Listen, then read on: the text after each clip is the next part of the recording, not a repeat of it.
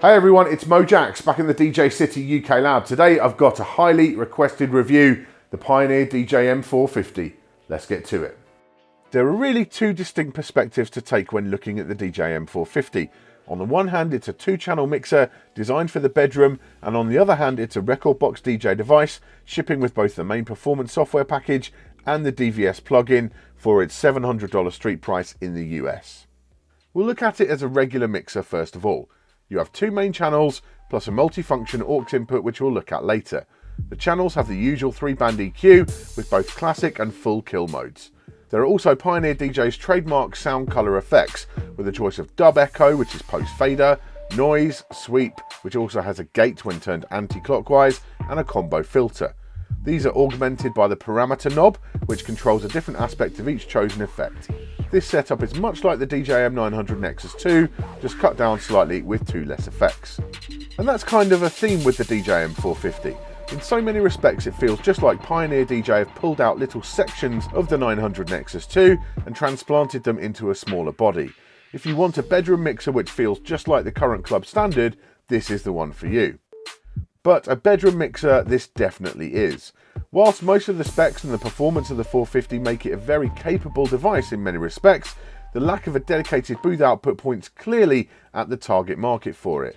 You have a single master output with the choice of RCA or XLR connections. Recording is done through the USB port, which is fine, but that's it when it comes to outputs. If you want to use the 450 at a gig and you need a booth monitor, you're going to have to look at workarounds.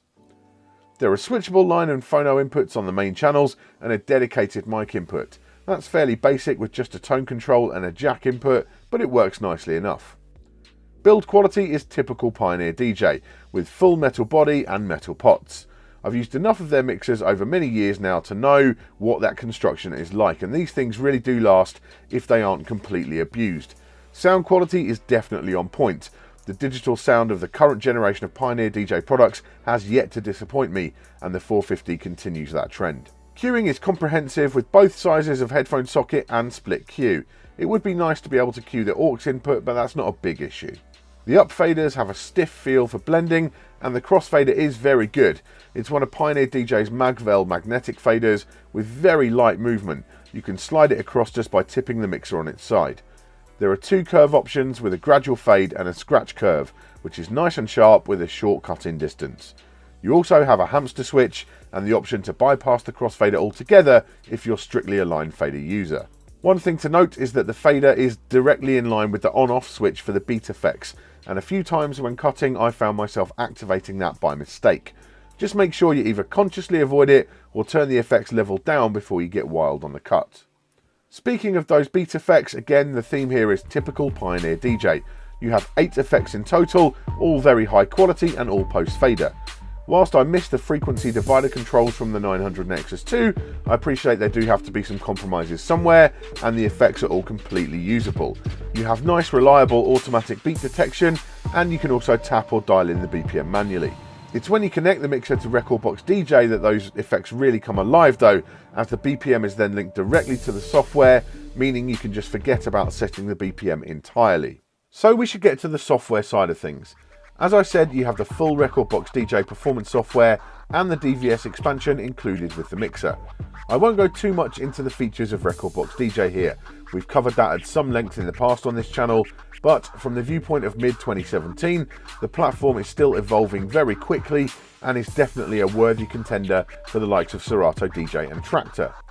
My suspicion is that a lot of DJs who use other platforms will end up buying the 450 to use with their existing software and external interface, then try the included Rekordbox DJ, and many will be converted. Certainly the 450 works as well with the software as any of Pioneer DJ's other hardware. Integration is totally smooth and gave me zero problems. The quality of the audio interface is excellent, and you can run the software sample player directly to the aux channel rather than on top of one of the main channels if you want to. One thing which did baffle me slightly is the fact that Pioneer DJ don't include any control vinyl with the mixer. You have to buy that separately. This seems like a really odd decision, as I'm sure it'll lead many people to try out the DVS function with their existing Serato control vinyl collection, which kind of works, but not properly, and it won't give them a good experience. Performance is decent with actual record box vinyl, but that's going to be an extra cost and not actually that easy to find, certainly here in the UK. If Pioneer are really trying to win over existing DVS users, not giving them any vinyl to use seems like a bit of a strange way to go about it. The final thing to talk about on the 450 is the send and return auxiliary setup. This is another feature inherited from the Nexus 2, and as I said when I reviewed that, it has a lot of potential, which hasn't really been realised yet. Instead of send and return jacks, you have a USB port on top which can be connected to a device like an iPad, letting you use software like Pioneer DJ's own RMX 1000 iOS app as an external effects box. This works nicely enough. There's a little bit of latency there, but nothing dramatic, and you can choose to use the loop either as an insert, the traditional Pioneer DJ way, or as a proper auxiliary send, which you can then return through the aux channel. There's a little bit of weirdness around pre and post fader routing in this mode, but it makes a lot of sense for some types of effects. Overall, I'm just not seeing this feature used an awful lot on the Nexus 2 in clubs, and I'm still waiting for a true killer app to make it really sing, but overall it's a nice addition to the mixer. So there you go, my take on the DJM 450 from Pioneer DJ. Overall I think it's pretty good value, $700 street price in the US, build quality, excellent. You know, typical Pioneer DJ build, metal pots everywhere. I know from experience that unless you really abuse these things, Pioneer DJ mixers do last a long time. I've got no problems with that. Sound quality is very typical of the new generation of Pioneer DJ mixers. Very clean, very crisp. Again, zero complaints about the sound. Sounds more expensive than it is. Very good. The effects, excellent quality. Lots going on there with the sound color effects and the beat effects all working nicely, particularly, of course, with Record Box DJ and the synchronized BPM. The big thing for a lot of people with this will be the lack of a booth output. And I understand that Pioneer DJ, they've got their range, and you know, they have their club and bar mixers, they have their bedroom mixers, and this is in the bedroom mixer category. But it is a shame that it doesn't have a booth, because actually this is a very capable little mixer. You could easily take this out and use it at a bar gig, at a small club, if it had that booth monitor. You know, if you use in-ear monitors or whatever, you're laughing with this because you can just use those anyway.